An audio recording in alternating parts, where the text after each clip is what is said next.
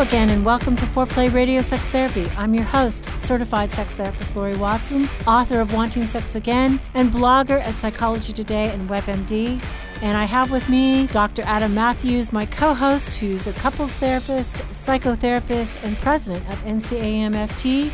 Foreplay is dedicated to helping couples keep it hot. Each episode, we cover an aspect of sex that impacts your sex life and something that you can relate to. So if you find our discussions helpful, please give us a review on iTunes or Stitcher. We would love it if you would tell a friend about us. You can find us also on the web at foreplayrst.com. And if you have a comment or a topic that you'd like us to talk about, we'd love to hear from you. Please send them to us at info@foreplayrst.com. Thanks for listening. Now on to today's topic. Today's episode is part one of Laurie's keynote address to the Forsyth County Medical Society's Sexual Health Awareness Group at Wake Forest School of Medicine, titled, How to Keep Your Love Life Alive. Thank you. I'm Libby Kelly. I'm the outgoing president of the Forsyth County Medical Society. So I'm introducing Laurie Watson. Laurie has been in practice for 27 years as a marriage therapist, couples therapist, and sex therapist. She maintains a very busy practice both in Greensboro as well as in Raleigh. She has lectured both at Duke Medical School as well as at Chapel Hill Medical School, so we're excited to have her here for the first time. She's the author of a book called Wanting Sex Again, and she hosts a fun podcast called Foreplay. She's also a frequent keynote speaker, like she is tonight, and a guest on radio and TV talk shows. So please join me in welcoming her.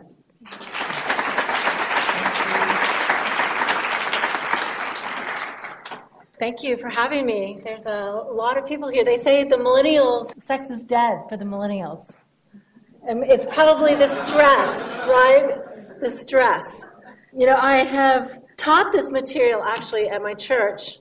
We're Episcopalian, so anything goes there. You know, we're hardly to be trusted, really.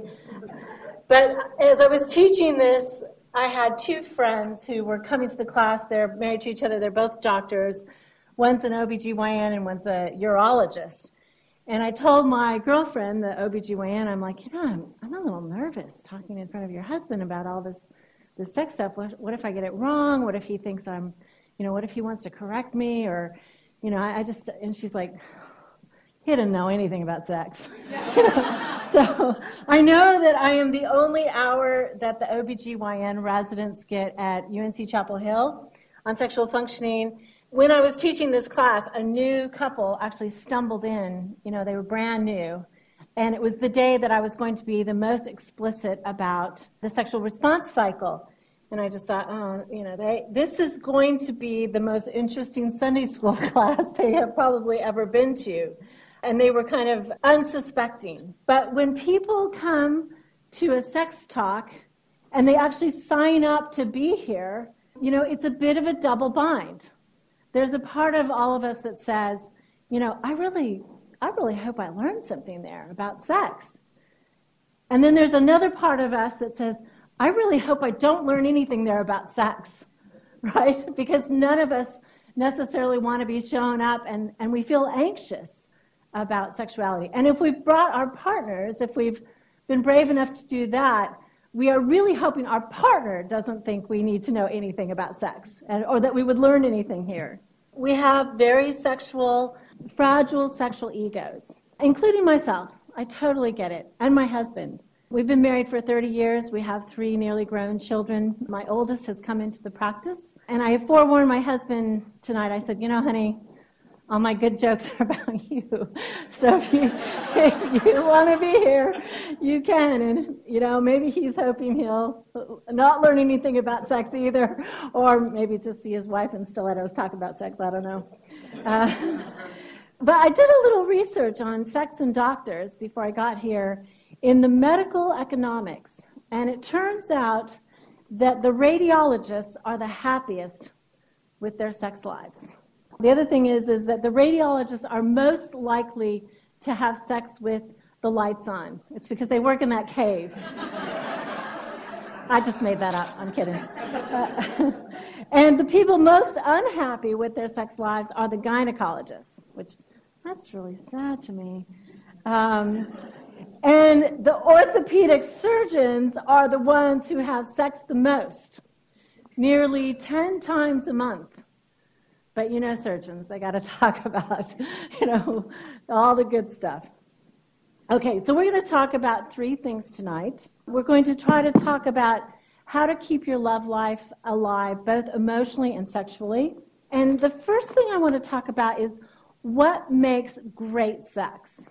I believe that there are 3 things that make sex great: being present, ruthlessness, and vulnerability. So when I was young, it was my duty to clean the bathrooms, and I would wake up, and in my mind, I'd be laying there on a Saturday morning, and I'd go get the bucket in my mind, and I'd get all the supplies, and I would see myself cleaning the bathrooms. And eventually I had to shake myself. It's like, don't clean them twice. Don't do it in your mind and then do it again. And that is the absolute epitome, I think, of not being present. I could have just relaxed, had a few more winks, but instead, I was cleaning the bathrooms in my head. And I believe that we do this sometimes when we're having sex, right? Sometimes we're multitasking. I'm sure you've seen it. It's that picture of the person having sex and they're like looking over their shoulder at their phone. We're not in the place. We're not present to what's happening in the moment. And the other thing is we can maybe, because we have so much stress, we have so much to do, we can rush through the experience, barely feeling it, barely being present in that moment, to get to the list. I wrote the book, Wanting Sex Again, and one of the things, in the beginning I saw more women, now I see equal measure, probably more men at this point. But the women particularly told me, I can never have sex, I can never get relaxed. And I'm like, well, why not? Because I have the list. The list has to be done. And so I can't relax in the moment. And they can't get present. One kind of helpful little tip is, obviously slowing it down. Try to look in your partner's eyes. There's a guy named Schnarch, he's a writer, he wrote Passionate Marriage, and his exercise, he writes this whole chapter on eyes open orgasm. I didn't even know that was possible until I was like 40 years old. I just thought your eyes like the doll, you lie down, your eyes shut. It's like, orgasm, your eyes just shut, right? But I think if you can feel some connection with your partner, sometimes opening your eyes and seeing them is a way to come into the moment. I have another little trick but I'm going to save that for later, for when your mind is wandering above the bed. So ruthlessness, it's a funny concept, but ruthlessness is the ability to really go for it in sex, to really let yourself try to get as much out of it as you can, and to believe and trust that your partner, A, wants you to do that, and that they're doing that too. So ruthlessness, if there's too little of it, if we're too hung up on, am I pleasing my partner? Are they happy? With too little ruthlessness about, kind of a sense of selfish going for it, then sex is very flat. It's kind of boring. If there's too much ruthlessness, I don't care about my partner. I don't care at all. I'm just hooking up and let's go. Then basically, sex is mechanical. But if there's the right amount of ruthlessness, then sex is hot. Because we have to have that ability to go for it. Vulnerability is, I think, the third thing that we need in order for sex to be good, to be great. We think that sex naturally declines with a long-term relationship. We've seen that, right? Everywhere, our parents, the old people. I look old to a lot of you. I'm really not that old, but and I still want sex.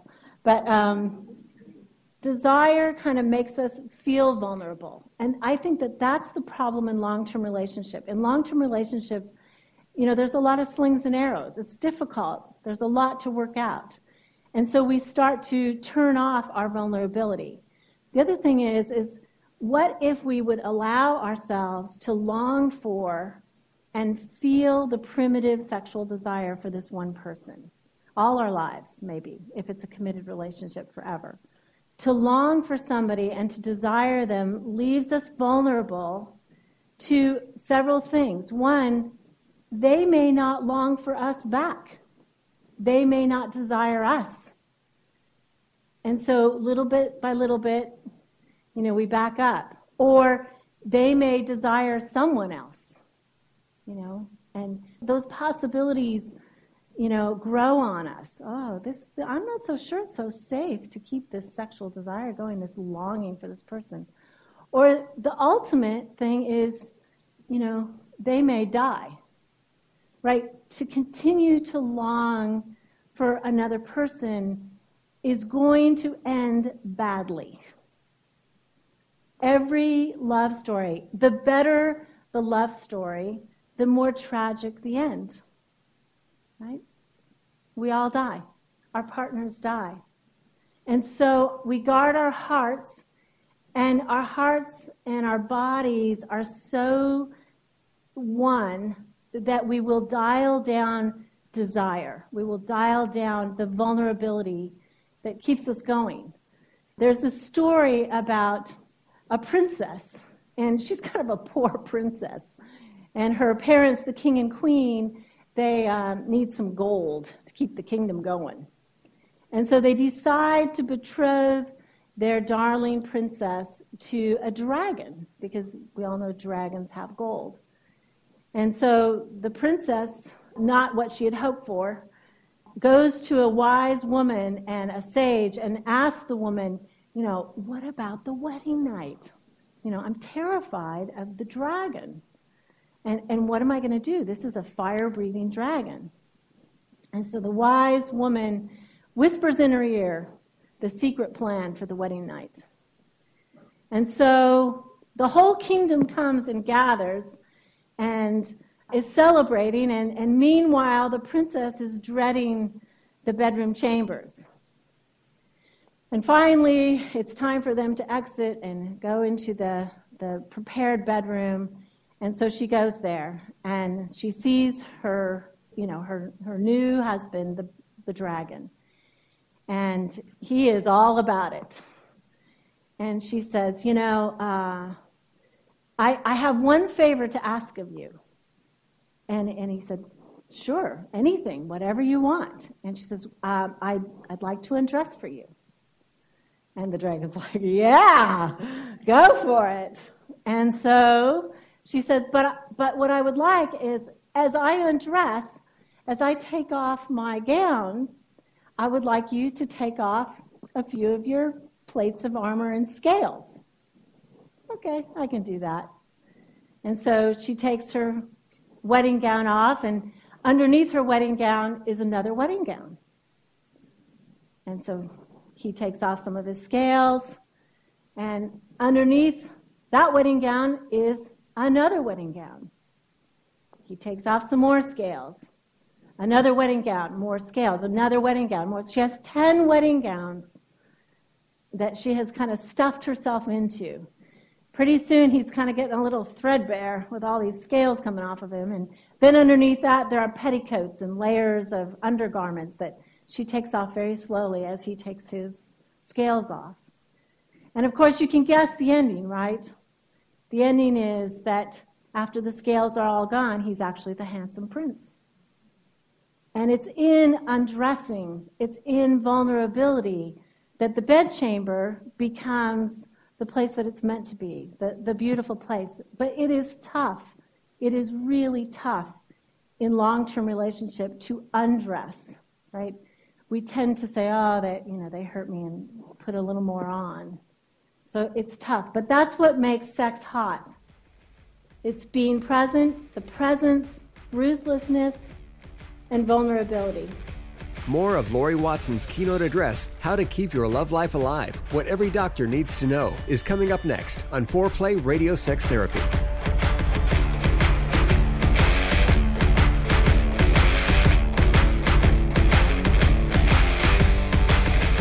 Wanting sex again. How to rediscover desire and heal a sexless marriage by certified sex therapist Laurie Watson. Each chapter is designed to fix one of the problems that cause low libido, from early marriage through the childbearing years, even all the way through menopause. I've also had men read it and tell me that for them it was the most hopeful thing they read about resolving sexual problems. Look for Wanting Sex Again on Amazon.com. You can also talk to Laurie Watson for therapy in person or via Skype. I offer couples counseling and sex therapy, and I think about both aspects of the relationship, emotional intimacy and sexual technique, and that combination together helps marriages be happy. Weekend couples intensives are also offered. Improve your sex and improve your relationship with Awakening Center for Couples and Intimacy. Find out more at awakenloveandsex.com. Awaken what's possible. It is one of my great joys in life to be able to really help individuals and couples find strength in their relationships and really find hope again. Licensed marriage and family therapist, Dr. Adam Matthews from Matthews Counseling. I work with a wide variety of issues, including depression and anxiety, marital issues, issues with adolescence. I believe that therapy should be designed around you, that it should be personalized to who you are and to your unique situation.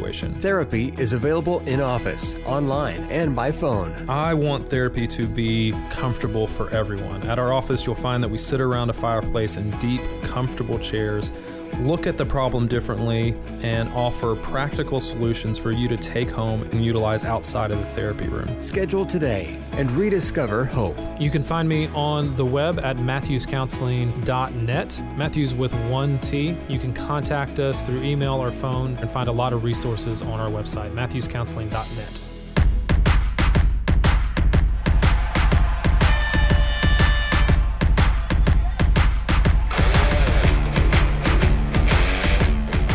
Welcome back to Foreplay Radio Sex Therapy and part one of Laurie's keynote address at Wake Forest School of Medicine.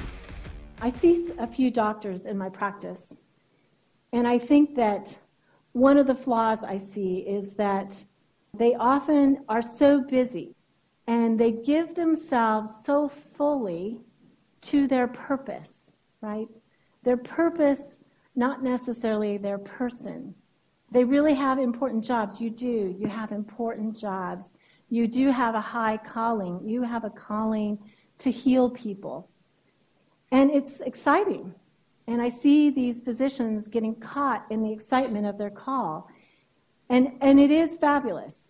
But sometimes they overinvest in the purpose and they underinvest in the person of their life, right? We need two things for It Said Love and Work. We need the purpose and the person to make us happy. And sometimes they're kind of surprised when their person it doesn't really go along with that neglect so well and gets a little upset about it and isn't ready to jump into bed because they haven't had a conversation in a week or so and they are feeling shut down. Sometimes their partners are like screaming at them, hey, we need a little healing here too. There's a little bit of sickness between us as well. We need some connection. But sometimes there's not time enough to be present with their person, to have time enough to feel love, to get in the mood, and to get connected. So I wanted to talk about, and this is the second thing that I think is important, is why sex and connection get caught in relationship, in the power struggle, how they get snagged relationally, and how, what happens. We need love and work. We need a purpose and a person. And in our relationships, we also need two things. We need connection, and we need autonomy. We need love, sex, talking time, togetherness, family time. We need autonomy, right? To be masters of our own destiny, to have respect for our own decisions, to have alone time, to have our own hobbies. Some separateness. We need space as well. And I know that doctors often favor autonomy and purpose because it's so demanding to become a doctor and to be a doctor. So there is a huge demand.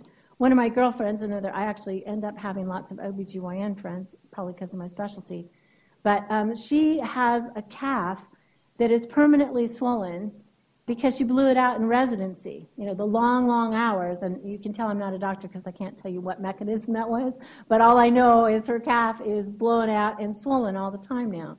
She gave so much away. We toggle these needs inside. The more time we're at the hospital, the less time we have to be with our loved ones and our family.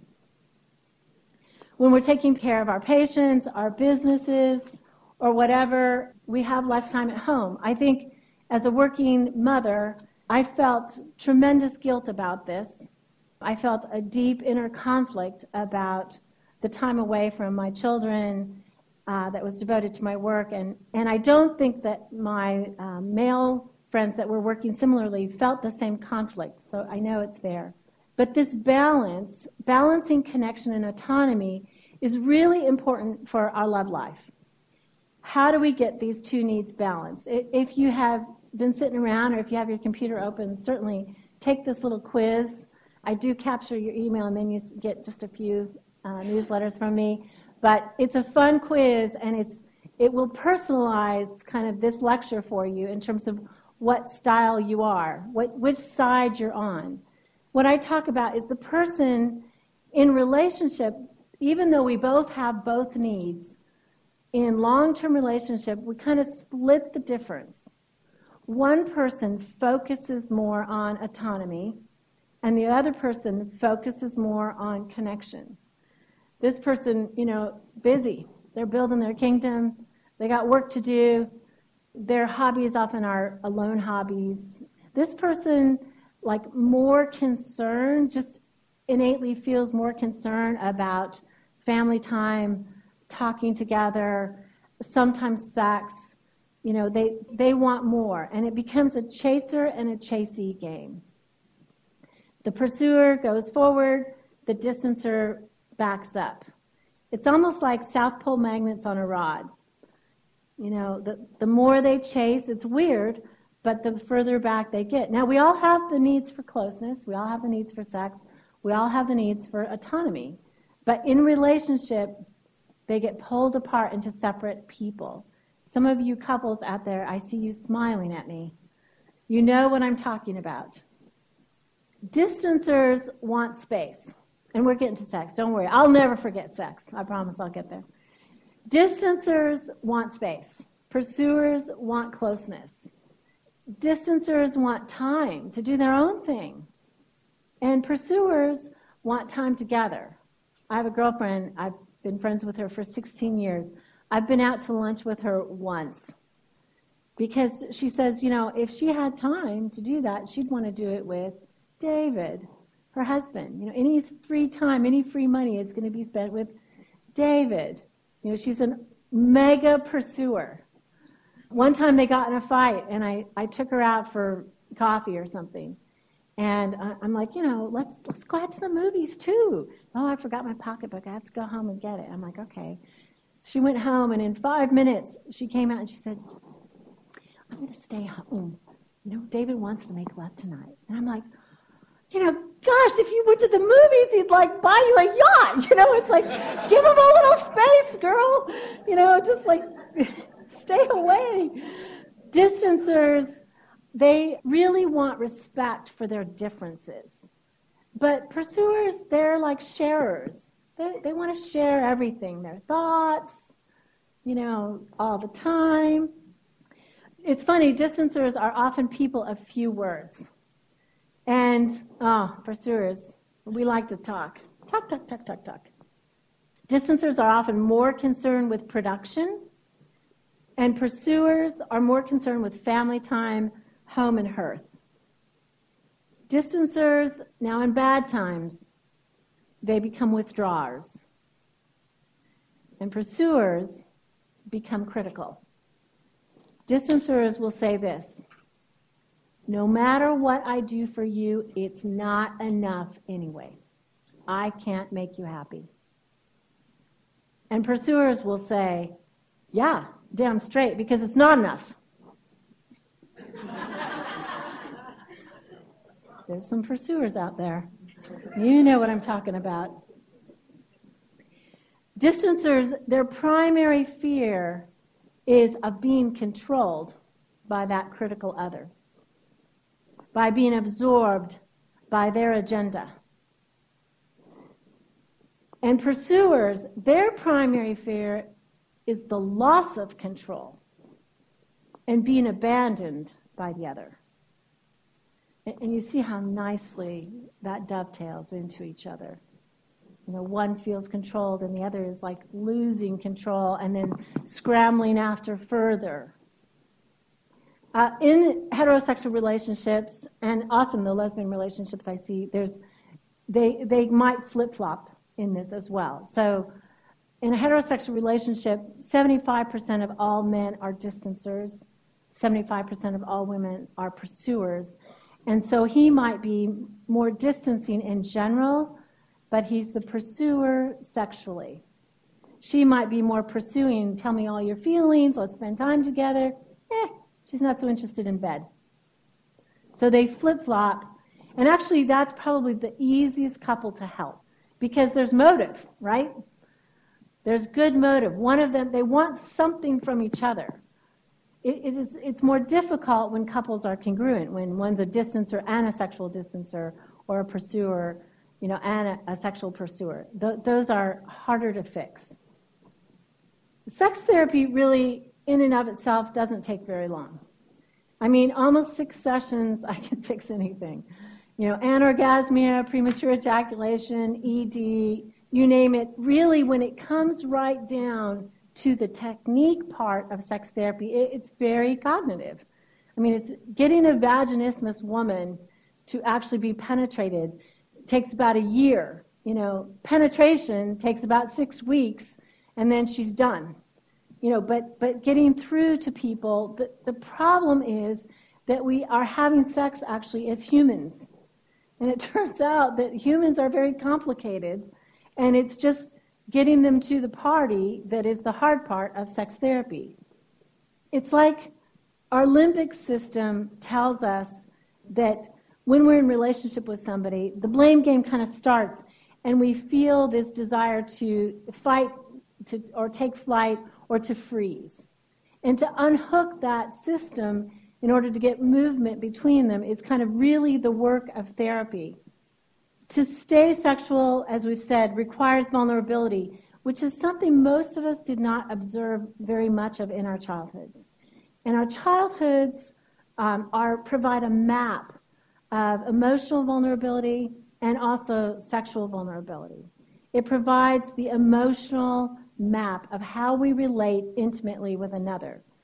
And, you know, like they say, you know, the one person at the functional family conference, right? You know, most of us come from, even good families have problems. We have 3 boys. You should see the house we could have built with all the therapy payments we made. You know, I mean, huge. And we have 3 adult sons who talk to us, which we think is an enormous achievement.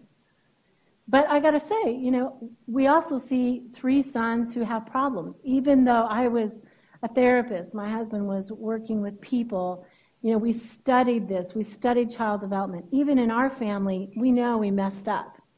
Even good families that try really hard just can't be there all the time, right? There's a mess up. And so that map lives in us. And our partner has another map. And sometimes the fight is, whose map are we going to walk on? Whose are we going to use? Which dysfunction are we going to exhibit? In sex, sexual pursuers initiate sex. They've got the pleasure plan. They've got the master plan for fun in bed. They risk the first kiss, and they are hoping to make the marriage intimate and warm and playful. Sexual distancers actually like sex. They really do. But they're responders. They're not necessarily initiators. And they are more keenly sensitive to the intensity of sex, and they need sex to be safe. So they like seduction, They like to be tempted and coaxed and, kind of charmed and sweet-talked toward this precipice that for them feels somewhat dangerous and out of control. Sexual pursuers, they are improvers. They will have a great sexual experience, and they're going to talk about how can we make that better? What should we do next time? Can we do it in the morning? How soon can we do it again, and how much better can we make it? And often, because we seem to connect with and commit to partners who are our equal emotional level, but our opposite defense. Pursuers marry, get connected with distancers. It's just the way it is. It's always proportional. Wherever you are on the seesaw, if you're looking at your partner going, you are such a mega distancer, guess what? You are such a mega pursuer. We're always opposite in our defense. So those pursuers, man, they like the experience, the sexual experience to be intense. They want it wilder. They want it better. They want it the hottest sex. And they want hot sex all the time. That's their expectation. They want an 11 on a scale of 1 to 10. Sexual distancers, that kind of thinking absolutely terrifies them.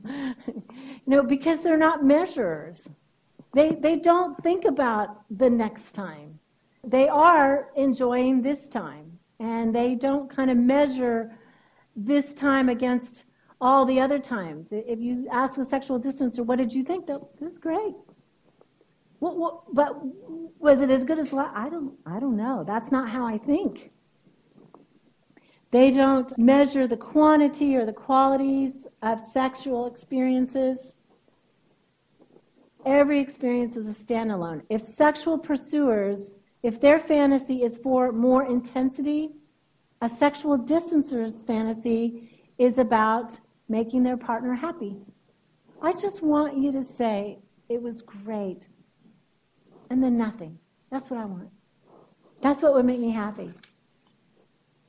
They want to be skilled and attractive, but they want to be good enough in bed. Pursuers, they can seem hard to please. Sexual pursuers. And they struggle against anxiety. They struggle against these thoughts. Worried thoughts about sex are like little gremlins that crawl into their head.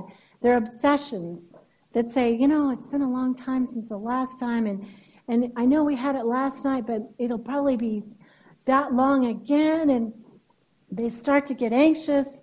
Maybe they think, well, my partner maybe doesn't love me enough or isn't as attracted to me. Maybe the fact that this was the best sex of my life is a fluke. And I've already had the best sex of my life, so I have nothing to look forward to. That's how their minds sort of start spinning. Sexual distancers, again, that kind of thinking shuts them down because they think, it's just scary. That big intensity is scary. And sexual distancers have reasons to keep sex shut down. In some ways, they feel, I believe, sex more intensely than even their partners could ever imagine. They don't express it well, but they feel it very intensely, and that's why they stay contained. They often do control the frequency of sex when sex happens. But partly they're containing their vulnerability about sex inside. So sexual distancers, basically, sex feels risky to them. I think it's hard for them to trust their partner to meet their body needs. That feels like unbearable vulnerability. To ask somebody, hey, touch me so that you can give me an orgasm, that is incredibly vulnerable, right?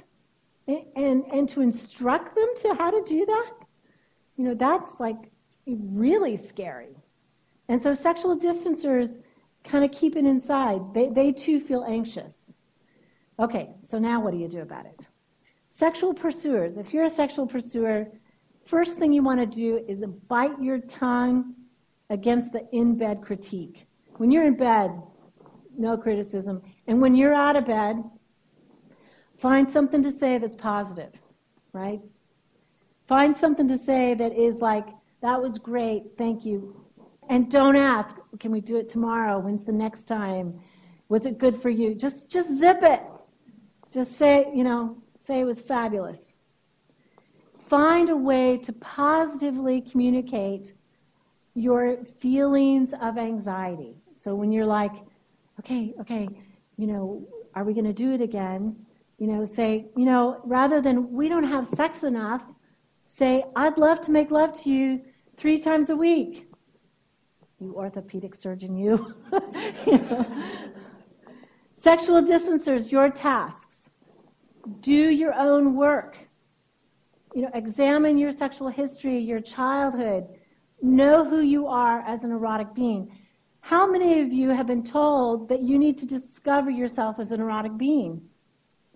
Don't we all think that just happens naturally?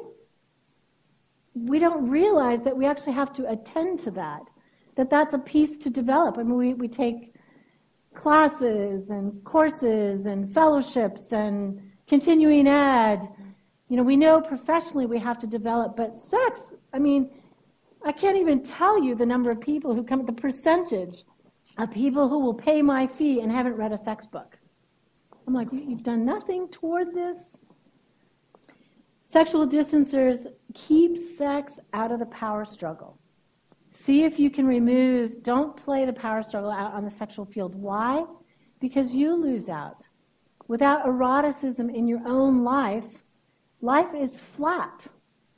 Those of you who know this and are sexual distancers and I never want to have sex again. Life is kind of flat. If you're not looking forward to this hot thing, this spicy thing in a long-term relationship, the bed is where excitement happens. And know your own body and what's normal, which leads me to our own bodies and what's normal. You've been listening to Foreplay Radio Sex Therapy. For the conclusion of Laurie Watson's keynote address, How to Keep Your Love Life Alive, What Every Doctor Needs to Know, download our next episode. Thanks for listening. Hey, help us stay on top here at Foreplay. We'd love it if you would subscribe and share it with your friends. And please take 1 sec and rate and review us. Thanks so much.